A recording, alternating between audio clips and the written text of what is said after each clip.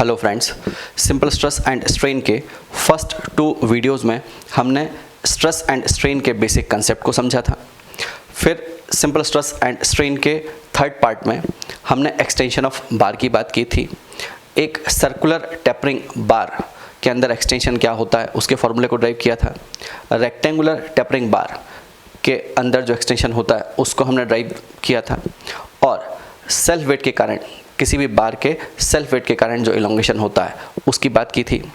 और conical rod का जो सेल्फ वेट होता है उसके कारण जो एक्सटेंशन आता है उसके फॉर्मूले को भी हमने ड्राइव किया था। आज इस सिंपल स्ट्रेस एंड स्ट्रेन के फोर्थ पार्ट में हम एक्सटेंशन ऑफ बार पे बेस्ड न्यूमेरिकल करते हैं। ठीक है, अगले किसी वीडियो में हम प्रिंसिपल ऑफ सुपरपोजिशन पे बेस्ड एक्सटेंशन ऑफ बार पे न्यूमेरिकल बाद में देखेंगे। आज एक्सटेंशन ऑफ बार के कुछ दूसरे न्यूमेरिकल को सॉल्व करते हैं। देखिए, a prismatic bar as shown in figure, find reaction at support A and B and deflection at point C. A and B are rigidly fixed support and plot axial force diagram with the length। ठीक, इस question में आपको A और B पे support reactions calculate करनी है। फिर आपसे बोला है डिफ्लेक्शन एट पॉइंट C, ये देखना है। और साथ साथ हमें एक एक्सियल फोर्स डायग्राम भी ड्रॉ करना है। तो चलिए शुरुआत करते हैं।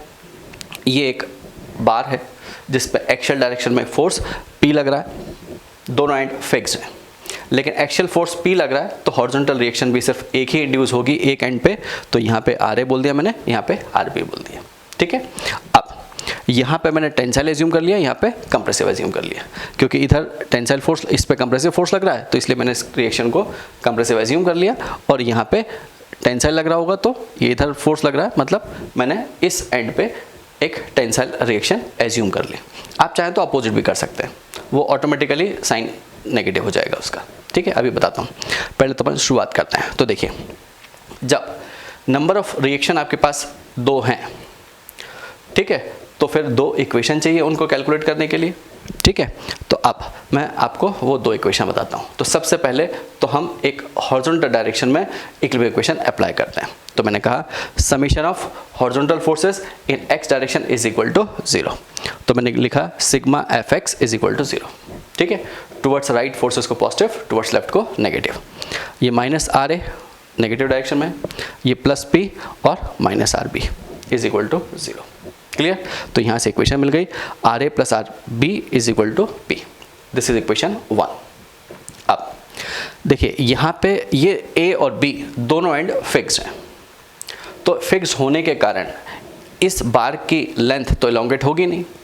ठीक है, इसका मतलब ये हुआ कि AC बार में जो डिफ्लेक्शन होगा, चाहे वो इलोंगेशन हो या कॉन्ट्रैक्शन हो, वो BC बार में जो इलोंगेशन या कॉन्ट्रैक्शन है उसके बराबर होगा। ठीक, इसका मतलब है कि अगर इसमें इलोंगेशन होता है तो सेम क्वांटिटी में यहाँ पे कॉन्ट्रैक्शन होगा, और अगर इधर इलोंगेशन होता है तो सेम क्वांटिटी में इस पोर्शन में कॉन्ट्रैक्शन होगा। क्लियर? तो चलिए, मैंने इसीलिए सेकंड कंडीशन लिखी क्या, since ends A and B are rigidly fixed means delta AC plus delta BC is equal to 0। ठीक, अब इस इक्वेशन में हम वैल्यूज पुट करते हैं। अब देखिए, डेल्टा इज इक्वल टू होता है PL अपॉन AE। क्लियर? तो यहाँ पे वैल्यूज पुट कर लीजिए। बस यहाँ पे ये ध्यान रखिएगा कि P की वैल्यू क्या लिखोगे। तो देखिए, इस पोर्शन AC में जो रिएक्शन लग रही है, मैंने कहा था जो इस डायरेक्शन फोर्स लगता है बस आप उसको लिख दीजिए। तो P की जगह RA लिख दीजिए। और इस पोर्शन CB के लिए जो रिएक्शन लग रही है वो RB है, तो यहाँ पे RB लिख दीजिए। बस यहाँ पे RB कंप्रेसिव है इसलिए मैंने नेगेटिव साइन लगा दिया। क्लियर? तो चलिए, मतलब ये हुआ कि ये एक्सटेंशन को रिप्रेजेंट कर रहा है और ये कॉन्ट्रैक्शन को रिप्रेजेंट कर रहा है। मैंने कहा था कि एक पोर्शन में अगर एक्सटेंशन है तो दूसरे में कॉन्ट्रैक्शन होगा, और इसमें कॉन्ट्रैक्शन है तो फिर इसमें एक्सटेंशन होगा। ठीक, क्योंकि दोनों का समीशन, एक्सटेंशन और कॉन्ट्रैक्शन का समीशन 0 होगा। ठीक है, तो ये इक्वेशन बन गई। अब इसको सॉल्व किया तो आर ए की वैल्यू मिल गई। R A is equal to आया B upon A R B. Clear? अब इस आर ए की वैल्यू को इक्वेशन 1 में पुट कर दीजिए। जब इसको पुट करोगे तो फिर आपको आर बी की वैल्यू मिल गई। R B is equal to आया P A upon L. Clear? Values put कर दीजिए, यहाँ से आर बी कॉमन निकाल दीजिए तो ए प्लस बी आएगा, इधर आ जाएगा और इधर पी ए आ जाएगा, ए नीचे तो वो ऊपर आ जाएगा। क्लियर, मतलब P A upon B plus A की जगह एल लिख दिया तो पी ए बाय एल। जब आर बी मिल गया तो इस वैल्यू को पुट कर दीजिए आर ए में, ठीक है, आर बी की वैल्यू यहाँ पुट कर दीजिए तो आर ए मिल जाएगा। क्लियर, बस अब एक चीज़ ध्यान रखिएगा यहाँ पे क्या कि ये पॉजिटिव आया आर बी की वैल्यू पॉजिटिव आई, इसका मतलब ये है कि जो हमने एज्यूम किया था वही आया। तो आर बी की डायरेक्शन आपने क्या एज्यूम कर रखी थी, इस डायरेक्शन, मतलब कंप्रेशन एज्यूम कर रखा था और इसीलिए मैंने लिखा as assumed therefore compression. Clear, कि हमने उसके डायरेक्शन कंप्रेशन ले रखा था या उस फोर्स को हमने कंप्रेशन एज्यूम कर रखा था, वो वैल्यू पॉजिटिव आई मतलब एज एज्यूम्ड आई। अगर नेगेटिव आ जाता तो हम क्या लिख देते, opposite to as assume, therefore फिर उसको कंप्रेशन की जगह वो टेंशन हो जाता, मतलब अपोजिट डायरेक्शन में हो जाता। क्लियर, चलिए यहाँ पे अपन ने पुट किया तो यहाँ पे आर ए की वैल्यू भी पॉजिटिव आई और आर ए पॉजिटिव आने का मतलब है कि आर ए की डायरेक्शन भी जो हमने एज्यूम की है वही आई है। तो इसीलिए यहाँ पे मैंने लिखा एज एज्यूम्ड देयरफॉर टेंसाइल, क्योंकि उसको मैंने टेंसाइल एज्यूम कर रखा है। ठीक, बाहर निकलते हुए फोर्स है मतलब टेंसाइल एज्यूम कर रखा है। क्लियर, ये कम अंदर जाते हुआ था इसलिए इसको कंप्रेसिव फोर्स कंप्रेस कर रहा था, मतलब कंप्रेसिव फोर्स मैंने एज्यूम किया था। ठीक है, चलिए तो अब आपको जब आर ए और आर बी मिल गया तो फिर अगर मुझे ए सी पोर्शन में एक्सटेंशन चाहिए तो वो इस फॉर्मूले से निकल आएगा। ठीक है, पी की जगह आर ए रख दीजिए और वैल्यू सॉल्व कर लीजिए। ठीक है, तो delta A C is equal to है P A B by A E L. Clear, और ये एक्सटेंशन को रिप्रेजेंट करेगा क्योंकि वो टेंसाइल फोर्स है तो ये एक्सटेंशन हो गया। क्लियर, अब इसी तरह से सी बी पोर्शन में आप आर बी की वैल्यू पुट कर दीजिए। जब आर बी की वैल्यू पुट करोगे तो ये वैल्यू आ गई। बस यहाँ पे आर बी के साथ में मैंने साइन इसलिए लगाया क्योंकि वो कंप्रेशन को रिप्रेजेंट कर रहा था, मतलब उससे कॉन्ट्रैक्शन मिलेगा। तो जब वैल्यूज पुट की तो ये आ गया और नेगेटिव साइन है इसलिए कॉन्ट्रैक्शन है। क्लियर, अब इसका एक्शियल फोर्स डायरेक्शन में आपको डायग्राम बनाना है। ठीक है, इसमें मैंने लिखा कि एक्शियल फोर्स डायग्राम क्या बनेगा, लॉन्गिट्यूडनल एक्सिस के थ्रू। ठीक है, तो ये बना दिया मैंने। अब देखो आर ए की वैल्यू पॉजिटिव है, टेंसाइल है, पॉजिटिव मतलब टेंसाइल है, तो मैंने एक्सिस के ऊपर प्लॉट कर दिया, ड्रॉ कर दिया। ठीक है, और इस एक्सिस के नीचे कंप्रेशन ले लिया तो ए सी बी पोर्शन जो है उसमें कंप्रेशन आ रहा था तो वो नीचे लिख दिया। ठीक है, मतलब वो आर बी जो है वो नेगेटिव है इसलिए एक्सिस के नीचे आ गया। क्लियर, मतलब ये जो फिगर है ये एक्शियल फोर्स डायग्राम को रिप्रेजेंट करता है। क्लियर, अब एक क्वेश्चन और देखते हैं। देखिए इस क्वेश्चन में क्या है, a composite bar of two metals jointed end to end as shown in figure. एक कंपोजिट बार है, दो मेटल से मिलके बनी है, ये कॉपर है और ये स्टील, और इसको एंड टू एंड ज्वाइन कर रखा है। Is loaded by force P, इस पे एक फोर्स P अप्लाई किया। At the junction if ratio of Young's modulus of elasticity steel by modulus of elasticity copper is equal to 2, then what is the force at copper end. मतलब मुझे इस and पे जो reaction force होगा उसकी value चाहिए। Clear, अब इस डायरेक्शन में एक्शियल डायरेक्शन में सिर्फ एक फोर्स लग रहा है वो है P, तो फिर इधर जो फिक्स्ड एंड है इस पे भी एक ही रिएक्शन इंड्यूस होगी। देखिए मुझे पता है कि फिक्स्ड एंड पे 3 रिएक्शन कंपोनेंट होते हैं, एक हॉरिजॉन्टल रिएक्शन, एक वर्टिकल रिएक्शन और एक मोमेंट होता है। लेकिन जब सिर्फ एक ही फोर्स एक्ट कर रहा है वर्टिकल डायरेक्शन में तो रिएक्शन भी सिर्फ वर्टिकल ही होगी। क्लियर, तो यहाँ पे मैंने 2 रिएक्शन एज्यूम कर ली, इसे R कॉपर बोल दिया और इसे R स्टील बोल दिया। क्लियर, अब जब आपको 2 अननोन कैलकुलेट करना है तो फिर 2 इक्वेशन चाहिए, तो यहाँ पे भी हम 2 इक्वेशन लगाते हैं। कौन सी, कि देखिए इक्विलिब्रियम इक्वेशन अप्लाई करता हूँ, कौन सी, कि summation of vertical forces in y direction is equal to 0, तो मैंने लिखा sigma Fy is equal to 0। अब देखिए RCA अपवर्ड डायरेक्शन में लग रहा है तो प्लस हो गया। ठीक है, P डाउनवर्ड लग रहा है तो माइनस हो जाएगा, और RST अपवर्ड लग रहा है तो प्लस हो जाएगा। ठीक है, इज इक्वल टू 0। तो फिर फाइनली जो मिलेगा वो मिलेगा RCA plus RST is equal to P। ठीक है, या दूसरी तरह से बोल देता हूँ कि upward forces is equal to downward forces, तो वही लिखा है मैंने ये। ये अपवर्ड फोर्सेज हैं, वो डाउनवर्ड फोर्स है, तो ये आपस में इक्वेट कर दिया। क्लियर? अब आगे चलते हैं और एक सेकंड इक्वेशन की बात करूं तो सेकंड इक्वेशन क्या होगी यहाँ पे, देखिए इसमें भी दोनों एंड फिक्स हैं, मतलब एक पोर्शन में जो एक्सटेंशन होगा तो दूसरे पोर्शन में सेम अमाउंट का कॉन्ट्रैक्शन होगा। ठीक है, चलिए तो अब मैंने एक जो इसके अंदर जो एक्सटेंशन और कॉन्ट्रैक्शन है उसे डेल्टा सी यू बोला, और स्टील के अंदर जो एक्सटेंशन है कॉन्ट्रैक्शन है उसे डेल्टा एस टी बोल दिया। मतलब इन दोनों का समीशन 0 होगा, क्योंकि देखिए मैंने यहाँ पे लिखा है सिंस एंड्स आर फिक्स्ड, कि दोनों एंड फिक्स्ड हैं, इसलिए टोटल एक्सटेंशन जो होगा वो 0 होगा। ठीक है, टोटल एक्सटेंशन या कॉन्ट्रैक्शन वो 0 होगा, लिख दिया। क्लियर? अब ये डेल्टा सी यू क्या होगा, यहाँ पे मैंने एक टेंसाइल फोर्स एज्यूम कर रखा है, मतलब जो रिएक्शन है उसको टेंसाइल एज्यूम किया है, तो फिर उसके कारण इलोंगेशन मिलेगा। तो यहाँ पे लिख दिया मैंने R C U into length, length कितनी है ये, ठीक है, PL/2 ही करना, PL/A ही करना है मुझे, तो ये कर दिया मैंने। ठीक है, बस यहाँ पे EC आएगा क्योंकि कॉपर की बात कर रहा हूँ। इसी तरह से इसके अंदर जो रिएक्शन है वो आपने कंप्रेसिव एज्यूम कर रखी है, तो फिर इसको मैंने माइनस साइन लिख दिया, तो माइनस RST हो गया, और इसकी लेंथ कितनी है L/3, और मॉडुलस ऑफ इलास्टिसिटी स्टील का लिख दिया। क्लियर? अब जब इसको सॉल्व करोगे आप, ठीक है, तो ES की जगह 2CE पुट कर देना यहाँ पे। ठीक है, और A से A कैंसिल हो जाएगा, L/3 से L/3 कैंसिल हो जाएगा, मतलब फाइनली जो इक्वेशन आएगी वो आएगी 4RCU = 4RST।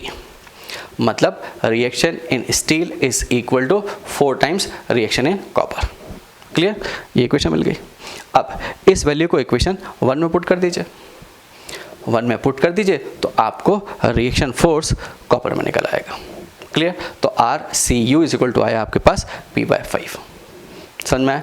मतलब जो रिएक्शन फोर्स है कॉपर में, या जो फोर्स कॉपर में लग रहा है वो कितना होगा, वो जो टोटल फोर्स लग रहा है P, उसका 1/5 लगेगा। क्लियर? चलिए, और ये ध्यान रखिएगा यहाँ पे ये वैल्यू पॉजिटिव आई है। पॉजिटिव आने का मतलब है जो हमने एज्यूम किया था वही, क्योंकि आपने यहाँ पे टेंसाइल एज्यूम कर रखा है। ठीक है, तो इसीलिए ये पॉजिटिव आया, तो आपने बोल दिया as assume therefore tensile. Clear? तो क्वेश्चन को कैसे सॉल्व करते हैं उसकी बात की मैंने। एक चीज़ ध्यान रखिएगा कि अगर मैं रिएक्शन अपोजिट एज्यूम कर लूँ तो भी आंसर गलत नहीं आएगा, सेम आएगा। जैसे मैं एक बार फिर से बोल देता हूँ कि मान लीजिए ये RA की वैल्यू आप इस डायरेक्शन में लगा देते हैं, मतलब कंप्रेसिव एज्यूम कर लेते हैं, तो क्या होता? तो देखिए अगर यहाँ पे RA की वैल्यू आप कंप्रेसिव एज्यूम कर लेते तो यहाँ पे क्या होता, ये प्लस हो जाता। ठीक है, तो फिर जब इधर जाते तो ये -RA + RB = P हो जाता। ठीक है, अब जब ये माइनस हो जाता और फिर यहाँ पे भी आप माइनस पुट करते क्योंकि कंप्रेशन हो जाता, और यहाँ भी माइनस होता, तो फिर इधर भी माइनस आ जाता। क्लियर? मतलब एक तो यहाँ माइनस होता और एक यहाँ माइनस होता, और फिर जब इस वैल्यू को यहाँ पे पुट करते तो फिर RB की वैल्यू कुछ आ जाती, और उसी तरह से RA भी मिलता, तो फिर RA की जो वैल्यू आती वो नेगेटिव आ जाती। नेगेटिव आ जाती, इसका मतलब जो हमने एज्यूम किया उसके अपोजिट।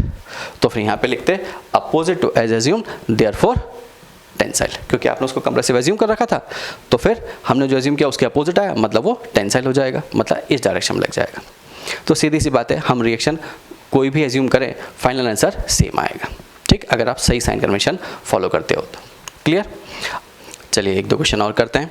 देखिए इस क्वेश्चन में ए prismatic bar loaded as shown in figure, find reaction at support A and B and maximum axial force in the bar। आपको रिएक्शंस बताना है सपोर्ट A और B पे, और इस बार में 3 सेगमेंट हैं, तो 3 उस पोर्शंस में से किस पोर्शन में एक्सियल फोर्स की वैल्यू सबसे ज़्यादा है वो कैलकुलेट करना है। आगे देखिए, ends A and B are fix support, कि A और B जो है वो फिक्स सपोर्ट हैं। Also plot axial force diagram with the length, मतलब मुझे लॉन्गिट्यूडनल एक्सिस के अबाउट एक्सियल फोर्स डायग्राम भी प्लॉट करना है। ठीक है, तो इस क्वेश्चन में आपको रिएक्शंस बताना है, मैक्सिमम फोर्स किस सेगमेंट में है ये बताना है, और एक्सियल फोर्स डायग्राम प्लॉट करना है। तो शुरुआत करता हूँ, सबसे पहले इस क्वेश्चन की बात करते हैं। तो देखिए इस क्वेश्चन में आपको 3 सेगमेंट हैं और बीच वाला जो पोर्शन है, इस पोर्शन में W कंप्रेसिव फोर्स लग रहा है दोनों डायरेक्शन से, ठीक है। अब मुझे यहाँ पे रिएक्शंस कैलकुलेट करना है, तो मैं इस रिएक्शन को सबसे पहले एज्यूम कर लेता हूँ। तो मैंने बोला कि let RA and RB be the reaction component at point A या at support A and support B, ठीक है। तो RA इस सपोर्ट पे रिएक्शन हो गई, RB इस सपोर्ट पे हो गई, ठीक है। अब मुझे पता है कि फिक्स्ड एंड जो है वो 3 सपोर्ट रिएक्शन इंड्यूस करता है, लेकिन यहाँ पे सिर्फ एक्शियल फोर्स लग रहा है, इसलिए मैंने रिएक्शन भी एक सपोर्ट पे एक ही कंसीडर की है। क्लियर। अब इस रिएक्शन की डायरेक्शन हम जो चाहें वो एज्यूम कर सकते हैं। अभी फ़िलहाल मैंने इसकी डायरेक्शन इधर एज्यूम कर ली, मतलब टेंसाइल एज्यूम कर लिया, और इस रिएक्शन की डायरेक्शन इस डायरेक्शन में एज्यूम कर ली, टुवर्ड्स लेफ्ट एज्यूम कर ली, मतलब इसको मैंने कंप्रेसिव एज्यूम कर लिया। क्लियर। अब जो भी आप चाहें तो उल्टा कर लीजिए, जो फाइनल आंसर होगा वो ऑटोमेटिकली निकल आएगा। तो चलिए शुरुआत करते हैं। अब 2 रिएक्शन कंपोनेंट कैलकुलेट करना है, 2 अननोन है, मतलब मुझे 2 इक्वेशंस चाहिए। तो अब फर्स्ट इक्वेशन क्या होगी, तो मैंने लिखा यहाँ पे कि summation of horizontal forces in x direction is equal to 0, ठीक है। तो सब sigma fx is equal to 0 लिखा। टुवर्ड्स राइट फोर्सेस को पॉजिटिव बोल दिया, टुवर्ड्स लेफ्ट को नेगेटिव। तो देखिए यहाँ पे लिखा मैंने minus RA plus W minus W minus RA, ठीक है, माइनस RB, ठीक है। तो ये इक्वेशन बन गई, और इस इक्वेशन को जब आपने सॉल्व किया तो आया RA plus RB is equal to 0, क्योंकि W से W कैंसिल हो गया। क्लियर। तो अब एक इक्वेशन तो ये मिल गई। अब एक इक्वेशन और चाहिए, तभी जाके ये रिएक्शन RA और RB कैलकुलेट होगा। तो अब वो रिएक्शन क्या होगी, तो देखिए वो इक्वेशन क्या होगी। तो देखिए मैंने कहा कि ये जो एंड्स A एंड B हैं ये रिजिडली फिक्स्ड हैं, और फिक्स्ड हैं इसका मतलब ये हुआ कि इस AB पोर्शन में ना तो एक्सटेंशन है होगा ना कॉन्ट्रैक्शन होगा टोटल, ठीक है। तो चलिए अब यहाँ पे मैं बोलता हूँ कि deflection in AC, deflection in CD and deflection in DB का समीशन जो होगा वो 0 होगा। तो मैंने एक इक्वेशन लिखी, क्या, since ends A and B are rigidly fixed, therefore ये delta AC plus delta CD plus delta DB is equal to 0। तो ये सेकेंड इक्वेशन हो गई। अब इस इक्वेशन में मैं वैल्यूज़ को पुट करूं, तो देखिए डेल्टा इज इक्वल टू होता है, मतलब change in length is equal to होता है PL अपॉन AE। यहाँ पे एरिया कांस्टेंट है, E कांस्टेंट है और L भी कांस्टेंट है। जो सिर्फ वेरी कर रहा है वो है फोर्स, जो एक्शियल फोर्स है उसकी वैल्यू वेरी हो रही है। अब एक्शियल फोर्स की वैल्यू हम प्रिंसिपल ऑफ सुपरपोजिशन से कैलकुलेट करते हैं, लेकिन अभी मैं आपको बताता हूँ कि ये जो AC पोर्शन है इसमें इसमें फोर्स आपको देखना है कि एक्शियल फोर्स कितना है। तो मैंने आपसे कहा था कि इधर जो भी रिएक्शन लग रही है वो मान लीजिए, ठीक है, उसको एज्यूम कर लीजिए कि वो फोर्स इस पोर्शन में एक्ट कर रहा है, ठीक है। इसी तरह से जो DB पोर्शन है इसमें ये जो रिएक्शन फोर्स है इतना ही फोर्स को एज्यूम कर लीजिए कि इस पोर्शन में DB में इतना फोर्स एक्ट कर रहा है कंप्रेसिव, उसमें टेंसाइल लगेगा, इसमें कंप्रेसिव, ठीक है, क्योंकि वो उधर फोर्स लग रहा है टेंसाइल, मतलब बाहर निकलता हुआ फोर्स से मतलब टेंसाइल है, और ये अंदर जाता हुआ फोर्स से मतलब कंप्रेसिव है। अब ये पोर्शन CD की ओर बात करते हैं। तो देखिए CD पोर्शन में टेंसाइल लग रहा है या कंप्रेसिव लग रहा है, ये इस बात पर डिपेंड करेगा कि ये W की वैल्यू इस RA से ज़्यादा है या कम है, ठीक है। अगर ये W ज़्यादा है तो फिर वो फोर्स कंप्रेसिव हो जाएगा, और अगर इस W की वैल्यू उस RA से कम है तो फिर वो टेंसाइल हो जाएगा, ठीक है। देखिए अभी मैं इसको यहाँ पे ही बताता हूँ। अब इस इक्वेशन में या किसी भी इक्वेशन में ये ध्यान रखिएगा कि साइन कन्वेंशन हम एक ही लेते हैं, ठीक है। तो देखिए यहाँ पे अगर आप कॉन्ट्रैक्शन और इलोंगेशन के लिए साइन पुट करते हैं तो फिर फोर्सेस के लिए साइन अप्लाई नहीं करेंगे, और अगर फोर्सेस के साइन हम पुट करते हैं तो फिर टेंशन कॉन्ट्रैक्शन और इलोंगेशन के लिए साइन कन्वेंशन नहीं लेंगे, ठीक है। तो चलिए शुरुआत करता हूँ। तो डेल्टा AC उस पर टेंसाइल फोर्स लग रहा है, तो मैंने ये क्या होगा जब टेंसाइल फोर्स लग रहा है तो RB L/3 upon AE। Clear. अब इसी तरह से इस पोर्शन DB के लिए यहाँ पे क्या लग रहा है, RB लग रहा है और कंप्रेसिव लग रहा है, तो इसलिए मैंने माइनस RB लिख लिया, ठीक है। यहाँ पे मैंने फोर्स के लिए साइन ले रहा हूँ, टेंशन या कंप्रेशन के लिए, कॉन्ट्रैक्शन या इलोंगेशन के लिए नहीं ले रहा, ये ध्यान रखिएगा, ठीक है। अब ये जो CD पोर्शन है, इस CD पोर्शन में मैंने RA माइनस W लिया है, मतलब उस फोर्स को टेंसाइल ले लिया, इसीलिए जब टेंसाइल लिया तो प्लस आएगा, तो RA minus W L/3 upon AE। अगर आप W माइनस RA करते तो वो फोर्स क्या हो जाता, कंप्रेसिव हो जाता। अगर W माइनस RA ले रहे हैं मतलब W ज़्यादा, तो फिर वो कंप्रेसिव हो जाएगा, तो फिर यहाँ पे माइनस आ जाएगा, आया समझ में। तो जो भी आंसर निकलेगा वो ऑटोमेटिकली निकल आएगा, क्लियर। तो अभी मैंने RA माइनस W लिया, इसीलिए ये पॉजिटिव है। अब इस इक्वेशन को जब आपने सॉल्व किया, AE और L/3 इसको बाहर निकाल दीजिए, सब में से कॉमन निकाल लीजिए, तो आपके पास जो इक्वेशन बचेगी वो आएगी 2RA minus RB minus W is equal to 0, clear. अब by using these two equation we can find out RA and RB। तो देखिए यहाँ से RB इज इक्वल टू मैं माइनस RA लिख सकता हूँ, तो मैंने यहाँ पे वैल्यू पुट कर दी, तो ये इक्वेशन आ गई, ठीक है। अब इसको सॉल्व कर लीजिए, तो RA is equal to W/3 और प्लस W/3। इस प्लस W/3 का मतलब है कि आपने जो RA की साइन कन्वेंशन लिया था या RA को जो आपने एज्यूम किया था वही आया। तो देखिए इसलिए मैंने यहाँ पे लिखा एज एज्यूम्ड देयरफॉर। अब देखिए RA आपने क्या एज्यूम किया था, टुवर्ड्स लेफ्ट एज्यूम किया था, टुवर्ड्स लेफ्ट ही आया, मतलब वो टेंसाइल ही है, क्लियर। तो लिखा एज एज्यूम्ड देयरफॉर टेंसाइल, ठीक। अब इस वैल्यू को पुट कर दीजिए इस इक्वेशन में, जब पुट किया तो RB इज इक्वल टू आ गया माइनस W/3। ये माइनस W/3 का मतलब है कि जो आपने साइन कन्वेंशन लिया था या जो RB की वैल्यू आपने एज्यूम की थी वो गलत डायरेक्शन में की थी, क्लियर। तो देखिए यहाँ पे मैंने क्या लिखा, अपोजिट टू एज एज्यूम।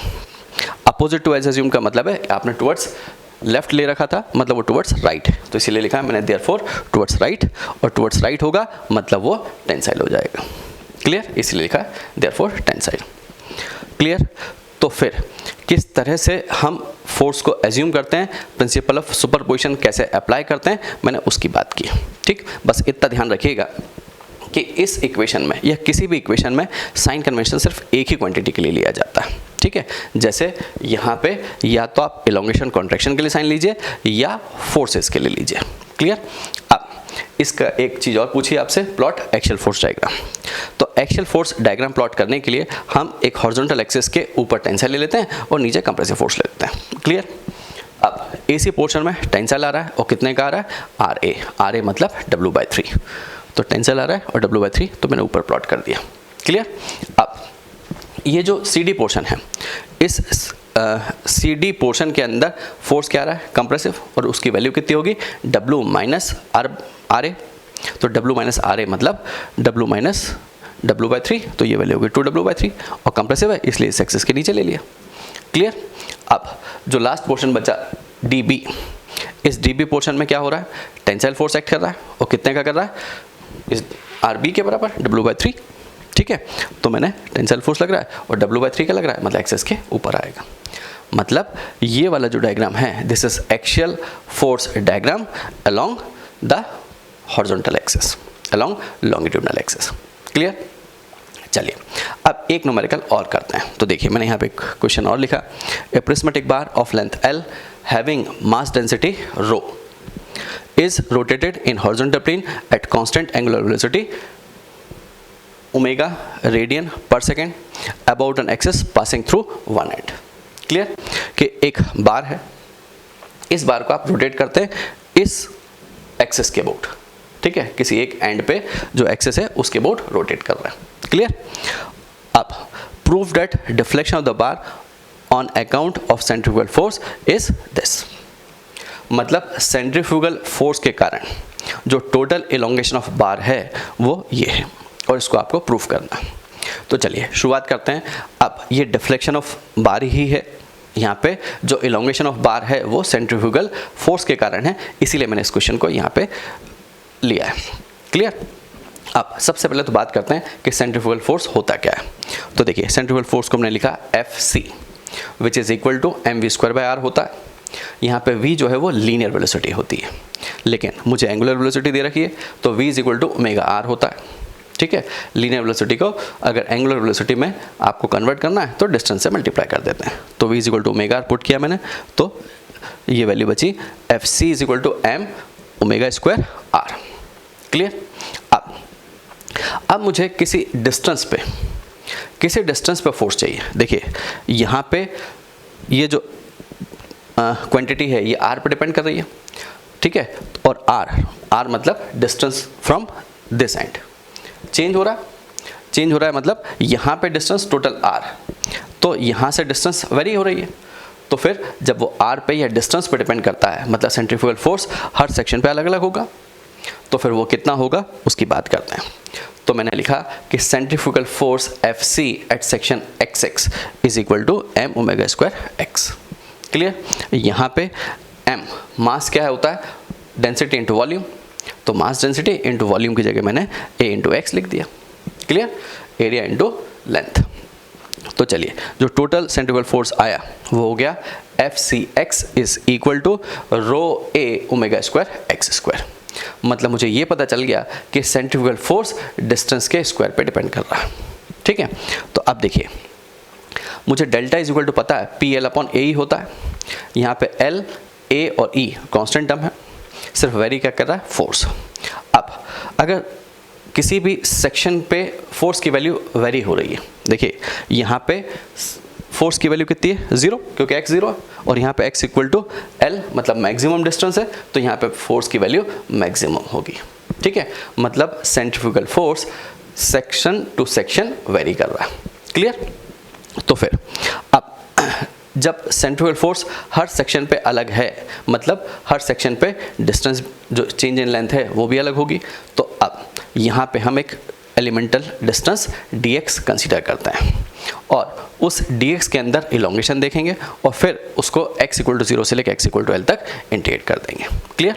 तो मैंने यहाँ पे लिखा delta dx is equal to क्या हुआ, ये FCX लिख दिया मैंने इसको, FCX into dx upon a। ये डेल्टा dx जो है ये उस dx पोर्शन में, ये जो dx लेंथ है इसके अंदर चेंज इन लेंथ है। क्लियर। तो ये जो वैल्यू आई ये आ गई sigma a omega square x square upon a dx। अब टोटल इलोंगेशन चाहिए, जैसे आपने डेल्टा t बोला तो इसको 0 से L तक इंटीग्रेट कर लीजिए। मैंने वैल्यूज पुट कर दी और इसमें जो कांस्टेंट टर्म था उसको बाहर निकाल दिया और x स्क्वायर को इंटीग्रेट कर लीजिए और 0 से L तक लिमिट अप्लाई करिए। ठीक है, तो जब सॉल्व किया आपने तो फाइनल इलोंगेशन जो आया वो आ गया delta t is equal to rho omega square L cube upon 3e। ठीक है, मतलब किसी भी बार में सेंट्रीफ्यूगल फोर्स के कारण जो टोटल इलोंगेशन होता है वो ये वैल्यू है, और देखिए ये प्रूव हो गया। क्लियर। आज हमने इलोंगेशन ऑफ बार पे बेस्ड न्यूमेरिकल किस तरह से किए जाते हैं उसकी बात की। अब सिंपल स्ट्रेस एंड स्ट्रेन के नेक्स्ट वीडियो में, मतलब 5th पार्ट में, हम कुछ और न्यूमेरिकल को सॉल्व करके देखेंगे, गेट के और इंजीनियरिंग सर्विसेज में आए हुए क्वेश्चन को सॉल्व करेंगे। Thank you.